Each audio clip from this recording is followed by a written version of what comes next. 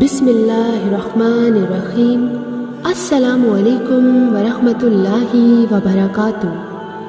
ایک شخص حارث بن حشام نامی نے نبی کریم صلی اللہ علیہ وآلہ وسلم سے سوال کیا تھا کہ یا رسول اللہ، آپ پر وحی کیسے نازل ہوتی ہے؟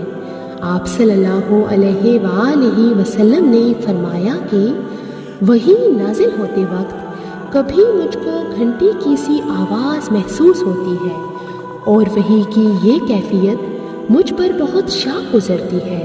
جب یہ کیفیت ختم ہوتی ہے تو میرے دل و دماغ پر اس فرشتے کے ذریعے نازل شدہ وحی محفوظ ہو جاتی ہے، اور کسی وقت ایسا ہوتا ہے کہ فرشتہ بشکل انسان میرے پاس آتا ہے اور مجھ سے کلام کرتا ہے، بس میں اس کا کہا ہوا یاد رکھ لیتا ہوں۔ عائشہ رضی اللہ عنہا کا بیان ہے کہ میں نے سخت کڑاکے کی سردی میں نبی کریم صلی اللہ علیہ وآلہ وسلم کو دیکھا ہے کہ آپ صلی اللہ علیہ وآلہ وسلم پر وحی نازل ہوئی، اور جب اس کا سلسلہ موقوف ہوا تو آپ صلی اللہ علیہ وآلہ وسلم کی پیشانی پسینے سے شرابور تھی۔ جزاک اللہ۔